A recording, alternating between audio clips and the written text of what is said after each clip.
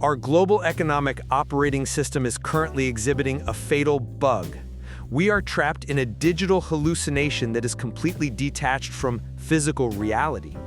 The framework of global capitalism operates exactly like a high-performance sports car hurtling down a highway, but the fuel gauge has been deliberately superglued to the full position. But The engine is blowing smoke, the chassis is violently vibrating, but because the digital dashboard insists the data is flawless, the driver just accelerates. We are rigorously optimizing a fabricated data structure while the physical machinery of the planet collapses. You are completely misdiagnosing the situation. What you are calling a hallucination is actually the most sophisticated optimization engine in human history. That dashboard is a highly sensitive nervous system. Global trade and digital financialization haven't detached us from reality. They have isolated the data from the consequences. No, they facilitate rapid, efficient needs fulfillment. If one region faces a poor harvest, if a village lacks sustenance and another has a surplus, our globalized digital metrics seamlessly bridge that gap. We use prices and logistics data to trade what one village lacks with another, ensuring mutual survival. You are substituting an idealized historical fantasy for the mechanics of margin maximization. Village-to-village trade is obsolete.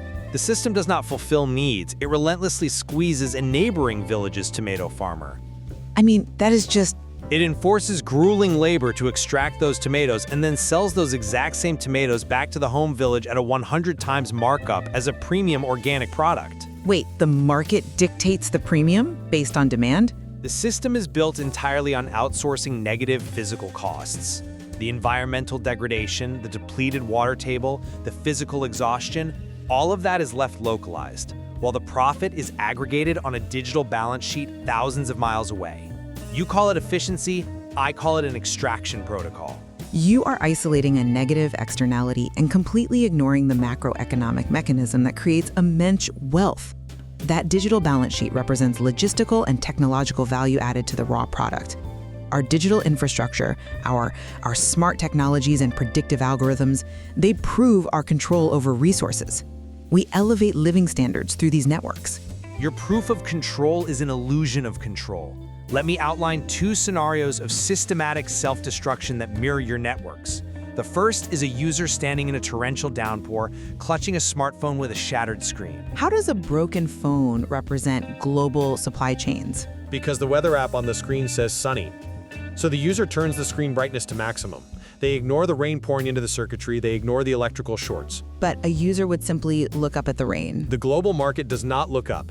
It keeps the brightness at maximum until the battery drains completely and the device dies in a puff of smoke. The second scenario is a smart air conditioner in a room where the wallpaper is literally burning off the walls. This is a gross exaggeration of... Its only programmed goal is to display the digital number 16 degrees Celsius on its remote control. To maintain this fake digital log, it overworks its fan, it pumps more hot air into the burning room, consumes every watt of electricity, and completely melts its own circuit board. Look, technology regulates our environment. It doesn't arbitrarily destroy it. That is exactly how global capital treats the Earth. It optimizes the digital balance sheet while the physical foundation melts. It falsifies the temperature to protect the data. You are ignoring the massive stabilizing interventions that prevent this supposed melting. If a physical shock occurs, our macroeconomic architecture absorbs it. We have state-level foreign exchange interventions. We have central banks providing necessary liquidity to maintain a natural balance of supply and demand. Reject the phrase natural balance immediately. There is zero natural balance in an FX intervention. It prevents the total collapse of a nation's importing power. It is an adult driving heavy machinery into a children's sandbox. You violently plow through the area, destroy all the sandcastles, and then step out of the cab to claim you are just participating fairly in the market. It is a casino owner bringing infinite chips to the table to crush the player. That heavy machinery is building a retaining wall so the sandbox doesn't wash away. These interventions, along with hedge funds, provide critical market liquidity. Hedge funds price in risk and stabilize the ecosystem. Hedge funds are gamblers betting their entire fortune on which direction a burning house will collapse. They're identifying market inefficiencies and allocating capital. And then actively fanning the flames to ensure they win the bet. They are entirely indifferent to the physical loss of the house. They are literally legalized burglars who broke in during the night and by morning purchased licenses to call themselves asset transfer consultants. Listen, you cannot just characterize the entire institutional financial system as burglars.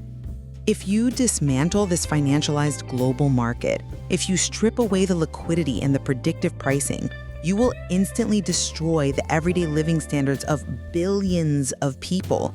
You are talking about halting human progress. The financialized market is already destroying physical survival.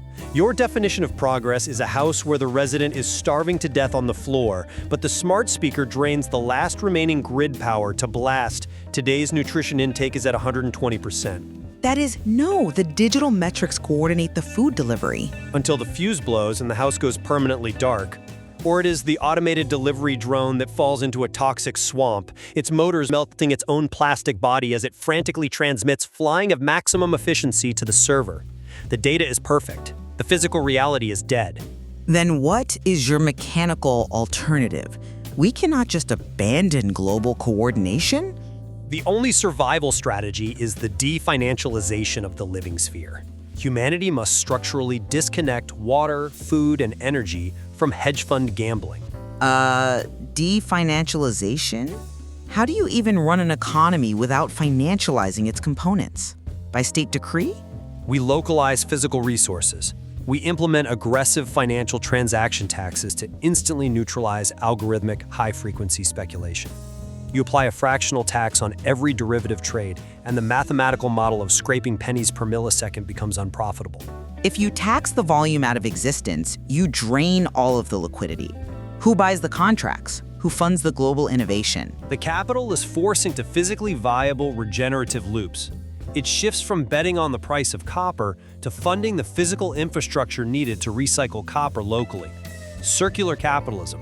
You mine once, and the economic incentive is built entirely around reusing that material infinitely. But advanced medical technology, like an MRI machine, requires a highly financialized, globally integrated supply chain.